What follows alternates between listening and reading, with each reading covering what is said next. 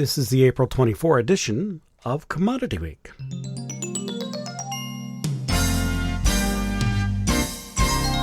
Todd Gleason services are made available to WILL by University of Illinois Extension. Well, welcome to Commodity Week. I am Todd Gleason. Our panelists for the day include Aaron Curtis. He's at Midco in Bloomington, Illinois. Shane Holtorf joins us from Logic Ag Marketing. That's logicag.com. Online, he's out of Alta, Iowa. And Collin Watters is here from the Illinois Corn Growers Association in Bloomington, Illinois. Commodity Week, of course, is a production of Illinois Public Media. It's public radio for the farming world, online on demand at willag.org. Shane and Collin are both new to Commodity Week, though we have talked to them over the past few years in different capacities, but let's have them introduce themselves. Shane Holtorf from Logic Ag Marketing. Tell me about yourself and maybe a little bit about conditions on the ground in Iowa at this point, too, where you are located.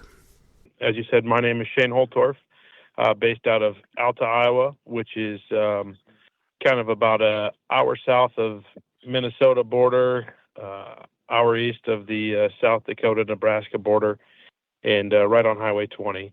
I'm one of the founders of Logic Ag Marketing. We're a full-service commodity brokerage, grain marketing advisory business, and then we do quite a bit on the livestock side as well. And conditions here are interesting. It really depends on where you're at. We've had a really good run of planting the last 10 days. Most guys that I've talked to have made some really good progress. Now we've sat out here. Last night some rain came through. 2 nights ago some rain came through, and so we're getting some much needed rain to sideline everyone here. And Collin Watters, you're at the Illinois Corn Growers Association in Bloomington. You're a logistics specialist. Can you tell me about your job and background, please? Sure, yeah. My name's Collin Watters. I'm the Director of Exports and Logistics at Illinois Corn. So basically, I focus on market development activities, trying to build foreign demand, and then also other logistics issues that we face in exports. Well, let's talk about logistics up front. I know you have probably answered many questions about the port fees and the changing structure of them. Can you outline what it means for corn exports, in your opinion, as released earlier this week by the Trump administration? Yeah, the revised proposal is certainly not as bad as the initial proposal. But there will be additional costs in the system. So the revised proposal basically calls for any ships that are empty that arrive, there wouldn't be any fee on them. But any other imports by a shipping company that is Chinese controlled, or the boat is of Chinese origin, there'd be a fee assessed. And so really my biggest concern is that those fees will ultimately be passed on and covered by all the business activities, right? So even though the export side is seemingly exempted, I still feel like those fees are going to have to get paid by somebody, and so those rates are more than likely to get shared between both the imports and exports. So that has a potential to raise costs and potentially make the U.S. Just less competitive from a price perspective. Can I delve into that just a little bit? Because the bulk carriers, if they come in empty, will be exempt. And you're suggesting, I believe, that across the whole of the import-export, that the carriers will just simply levy the tax, relatively speaking, somewhat equally to everybody who's using the services? Yeah, and I guess that's my biggest concern, right? Is that we don't know how a business will handle those fees, but presumably they'll be able to spread those costs out over all of their activities, And they instead of just putting adding some kind of a surcharge on whatever the imports are, but that's still very much up in the air. And we have some other questions about the proposal still. So hopefully, in this next comment period and the next hearing, we'll be able to get some more clarity, because I don't think that there's anybody out there that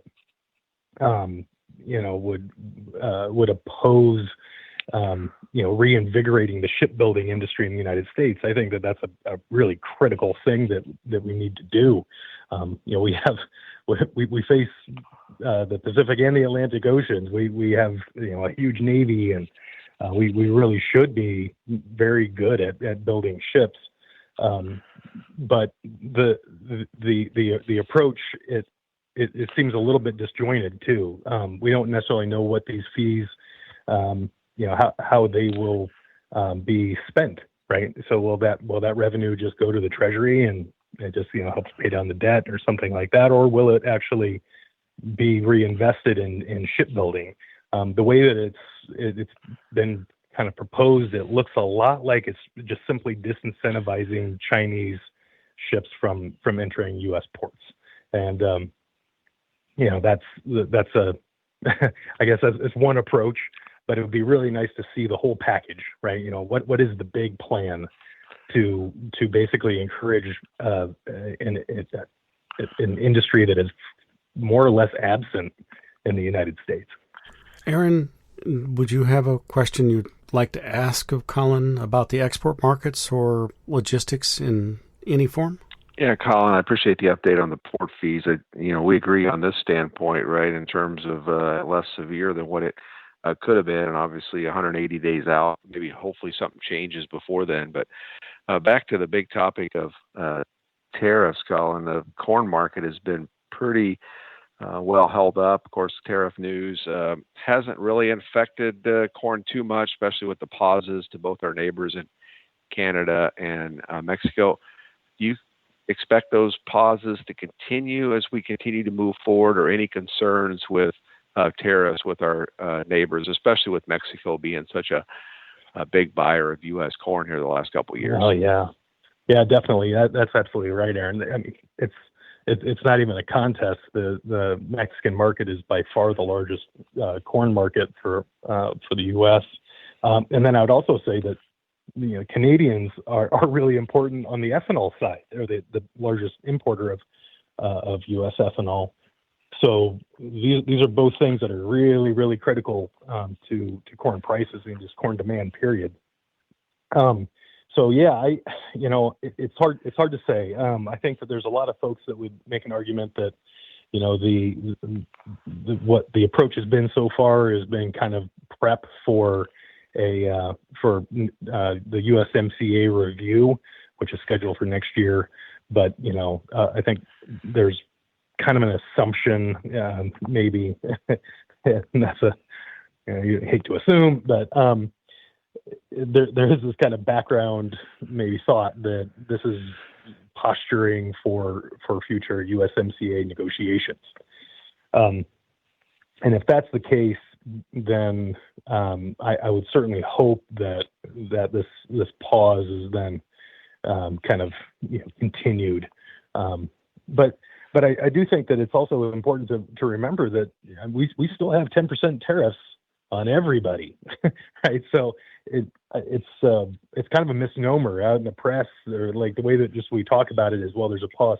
There's been a pause on the really, really severe tariffs for the most part outside of China, but now we have a global 10% tariff, which is really a huge increase over what we've traditionally had.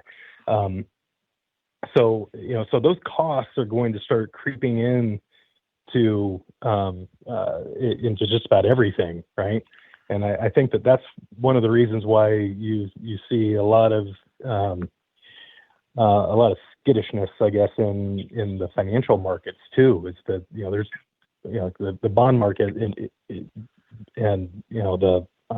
just the dollar. It seems like people are the world is kind of moving away from U.S. assets. Yeah, Bruce Sherrick reminded folks during the closing market report on Thursday afternoon that 10% tariff means there's 10% less money everywhere to spend. That's right. And that will just slow down everything across the board. Shane Holtorf, do you have a question on exports or logistics that you'd like to ask? Yeah, from the logistics perspective, Collin, I don't envy you trying to wade through all of the tariff conversation and how that is having a huge impact. Mine is we look out to fall here. We've got 95 million acres tabbed, expecting a big corn crop. As we look from a logistics perspective, are we prepared to be able to export that large of a corn crop? How are things looking on the river with all of the, obviously it's a lot of time, but with the extra rainfall here this spring? Yeah, the river system is definitely. It looks like it's coming off. It's crested now, right? So I'm cautiously optimistic that things will be okay. The last weather outlook that I saw, and this is months out, so it's a little bit like throwing darts, but there's fairly good odds for a dry, hot, dry summer. So I'm not 100% sure which way to be concerned, right? It feels like we either have, a flood situation or a drought and low water. But I guess I'm remaining cautiously optimistic this year. I do think that I suspect it's going to be a big crop. Just because even if it does get hot and dry, I feel like over the last few years we've seen, this dryness that seemingly doesn't have as big of an effect as it used to. Like I remember talking just a couple years ago. I guess I was in Iowa talking to guys that are saying, "Oh man, this is going to be just miserable," and it ended up being a record. So yeah, I'm cautiously optimistic that the logistics are going to work out. Hopefully everything's going to be kind of hitting on all cylinders, and hopefully these prices hopefully we can drive demand so these prices can move up a little bit. On that note, Shane, I'd like to talk a little bit about conditions on the ground with you. If I remember correctly, there were two items that stick in my mind, that you are located within an hour, relatively speaking, of 8 ethanol plants, and very close to a couple of them, so that basis levels are always pretty good in your part of the world, if I remember right. And then that 2 years ago, last fall, there was a short crop that really just carried over into the area for last fall. Are basis levels still really strong in your part of the world? Yeah, basis levels, they're strong now. And so, the best opportunity, oddly enough, for basis was around harvest time. We were seeing ethanol plants deep into harvest still posting a 60 over the Dees, and it didn't trail off after we got harvest started. And we started to see that really, really soften up once we got into November, December, January. And basis actually was down to 0 or even a negative at some spots, which is pretty unusual for us in this neck of the woods. Now we're starting to see a really good firm up again, 15 to 20 over at a lot of these places. And so, ethanol obviously is helping that. We have a ton of feed demand in the area too. And so, yeah, we're back to it strengthening here. Were corn farmers active sellers in February?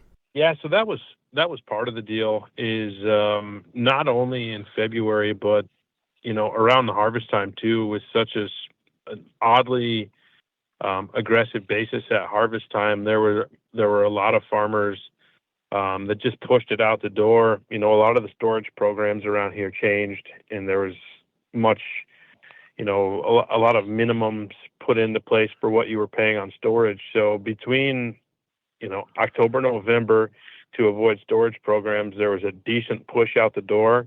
And then again in February, when we kind of crested those recent highs, a lot more was pushed out the door. It doesn't feel like in our general area, there's a lot of corn in the farmers' hands that would typically be in their hands this time of year. Aaron, I'm working something here for Illinois. Can you, in the Midcoast system, feel that western part of the United States keeping the supplies there for domestic usage and not being moved towards the river or towards, and they probably move towards the feedlots, but maybe not towards the river for export market? And does that make a difference in this part of the world? Yeah, so what we watch out of Iowa, right, is some of the UP markets that travel through the middle part of the state and travel down into the Hereford and export markets. And those markets have been still relatively weak just because there's so much more corn this year out in the west than there was, say, a year ago, right, that what Shane kind of alluded to. So those markets have been a little bit, call it doggy versus some of the other rail markets. We're seeing BN markets that head out of Illinois and go out into Hereford and Mexico as well have been weaker compared to the last couple of years. So that's kept a little more of that corn back here in the state. The river has been fairly firm. We've talked about a pretty strong export program, so it's been holding into some small overs here for the most part through the last few weeks. Southeast rail market, which goes down into the hog and chicken feeders, has been relatively strong here the last couple weeks. So some of those folks are starting to add to some of their coverage levels. And, the Indiana, Ohio, Michigan crop was smaller this last year than what it was previous years as well. So Illinois is obviously in kind of a unique spot where we still have, we're the largest exporter of corn by any state and typically by a large amount, so we can move a lot of different directions. But we are seeing that pull from the southeast starting to pick up here over the last few weeks, seeing some processor markets here in Illinois starting to perk up a little bit. Shane mentioned the amount of grain that's already been sold by the farmer. We estimate anywhere between 15 and 20% is left, which is typically a fairly low amount here for end of April. So a lot of that corn is in commercial hands, so the end user having to bid up a little bit more to get that out of those commercials' hands. So we are seeing basis in general here over the last 6 weeks or so a little firmer, Todd. Collin, can you give me some data points about the Illinois corn crop and how much of it is actually exported out of the United States? Yeah, so that's, I don't know, in terms of kind of just on average and generalities, it's about half of the crop leaves the state. And like Aaron had mentioned, there's by rail we can reach every corner of the U.S. So depending on the year, it could be southeast or it could be the feedlots in the Panhandle or whatever. But like on average, in general, it could be 60 to 70% of the corn that leaves the state would be destined for exports. So we use 30% as kind of a rough guess, but that's still by far the largest export origin. And do you know, Mexico, of course, the number one destination for U.S. corn, but is most of that pulled out of Kansas, Iowa, the Dakotas, or does it follow the train lines from Illinois? Yeah, there's actually quite a bit of business out of Illinois. It's depending on where you're at and what rail line you're closest to.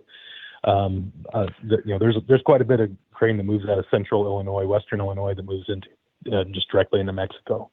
So it depends on it just depends on costs and availability and everything in terms of transportation, freight costs and availability of grain. So yeah, there's a natural tendency for kind of the southern, or I guess the southern plains. I'm including Nebraska there to be very active in the Mexican market, but Illinois, it seems like it's been ramping up too. There's more and more business into Mexico direct from Illinois. Shane, on the ethanol plants, the ethanol shipped from there goes to where? You're close enough, relatively speaking, to the border. It might go to Canada, I suppose. And is there much worry in your area? Yeah, so that's been, twofold. The worry is you're correct. A good majority of it does end up in Canada. And so there's a lot of worry on what that market's going to hold, as well as we've seen, the energy markets get pretty volatile throughout this tariff perspective. And, what does that do to ethanol's competitiveness here? And so that's kind of been our worry as we've seen basis start to firm up with these ethanol plants is, do we hold out for more and play chicken with this tariff market, or are we starting to take these bids that have firmed up and given us a nice gift back here? Collin, I'll come back to you. The 10% tariff, which you reminded us about, again, up front, how much of an issue do you think that will be for U.S. corn producers? It's really, really difficult to say. I mean, obviously, that if you rely on anything that's coming from overseas, you're going to be paying more for it. But remember that tariffs will artificially inflate domestic prices as well, right? So the domestic producer, the only rational thing for him to do is to raise his prices to basically meet the tariffed number. So even if you are just, you're getting everything from home, chances are there's an inflationary, there's support there, right?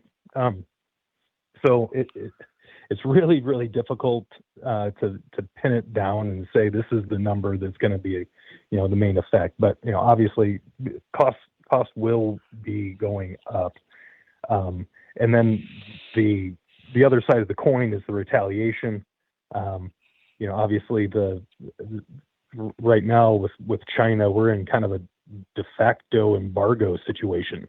With 125% tariff on U.S. goods coming into China and 145+% tariff on Chinese goods coming into the U.S.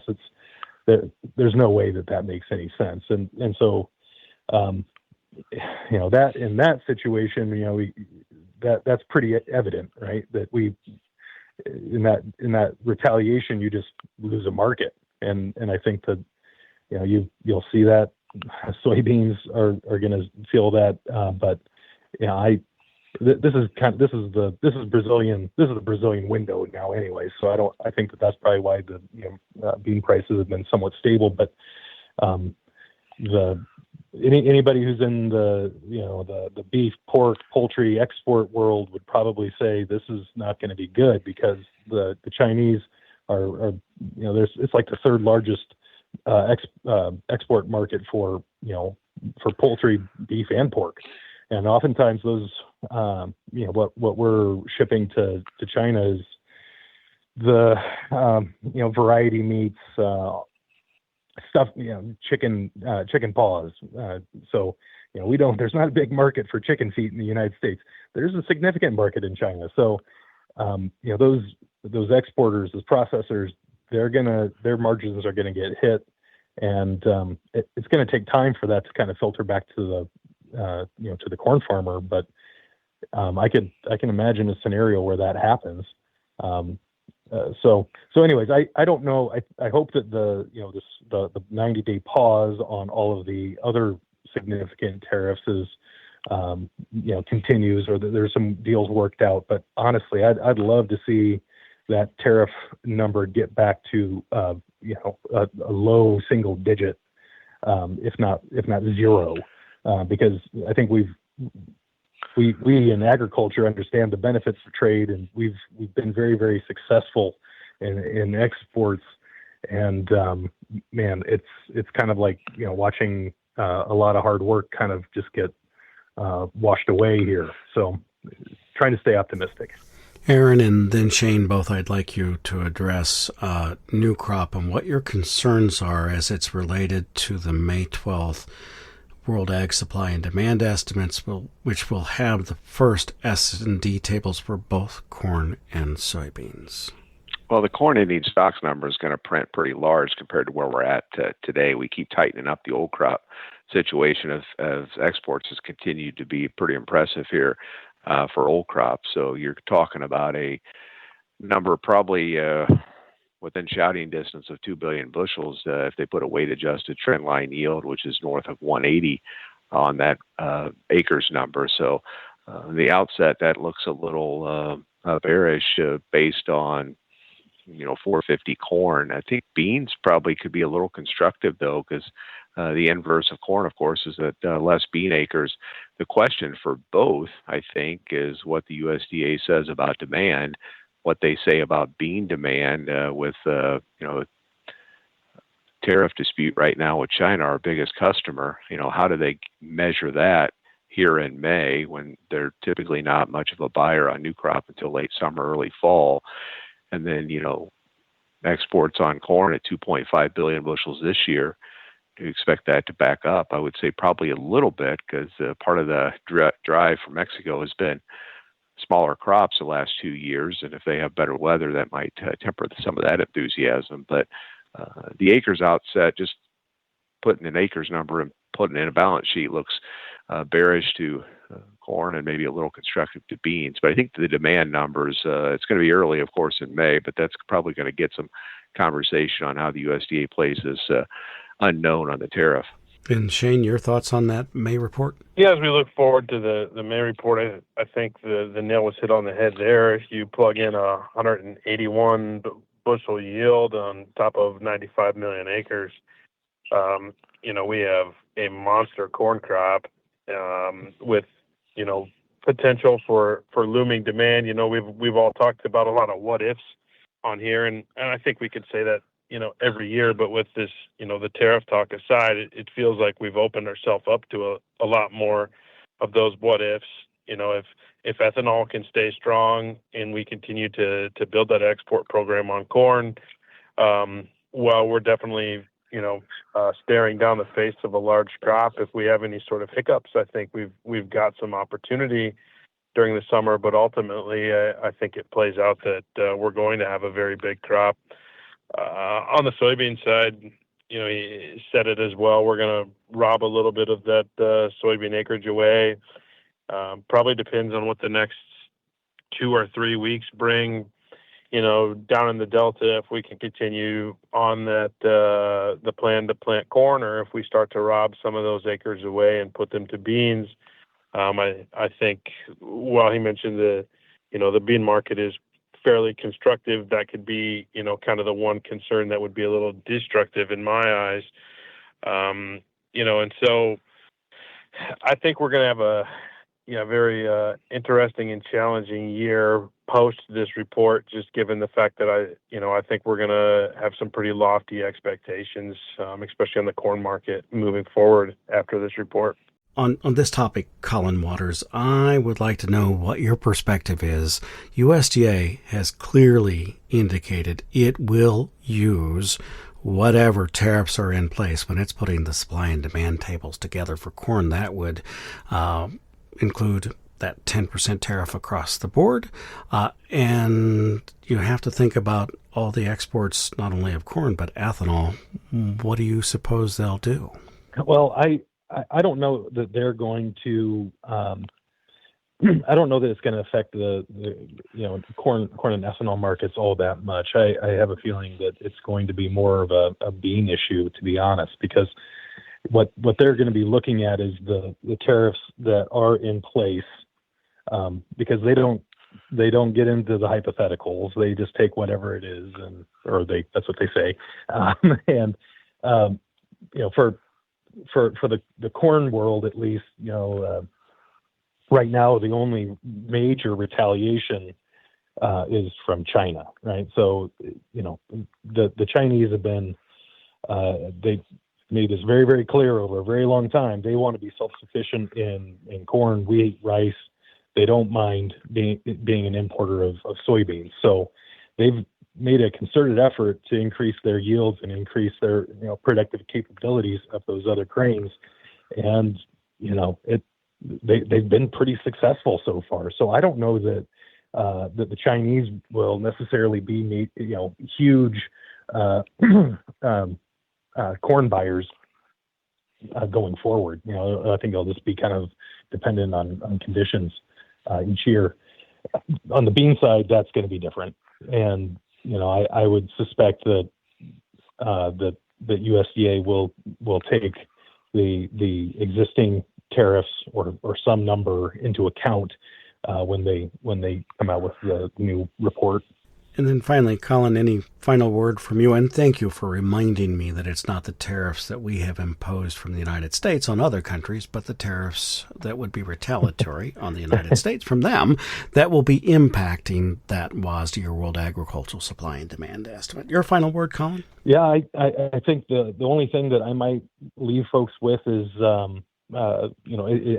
it deals with the shipping fees.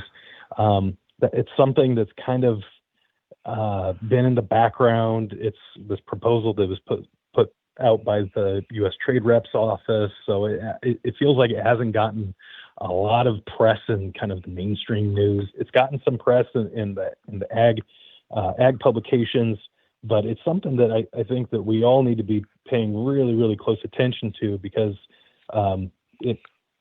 theoretically it can change here in the next month or so during the comment period and the hearings and so forth. But I'm very concerned about anything that will basically hamper export demand, because it is really the one it's the one tool in kind of the toolbox for farmers to alleviate that supply and drive price. So if we start adding more costs into the system, there are other exporters in the world that would gladly take that business. So yeah, I guess encourage people just to kind of pay attention, and if anybody has any questions, reach out to the Illinois Corn Office. That's Collin Watters. He's with the Illinois Corn Growers Association out of Bloomington, Illinois. Shane Holtorf is with us as well. He's with Logic Ag Marketing. That's logicag.com, online out of Alta, Iowa. Shane, your final word for the day? Yeah, I think we talked enough about how we've got a large crop looming on both sides, and we've got some technical weakness in the corn market. We look at the global competition is a little bit stirred up here.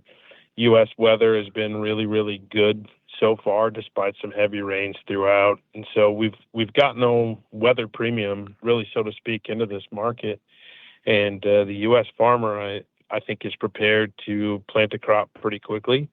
And so on the corn side, look for those opportunities early on to price. And on the bean side, go back to the closing comments about China here.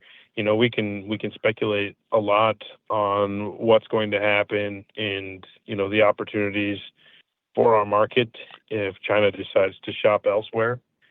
And so I think that we've got to just watch and see what happens. I know it's not a great perspective. We've got crop insurance in place to cover some of that risk ahead of, this fall. And so be patient, but be prepared. And finally, Aaron Curtis from Midco out of Bloomington, Illinois. Your final word for the day. Well, Todd, the U.S. balance sheet on corn and the world balance sheet fairly constructive, so it continues to offer support to old crop corn.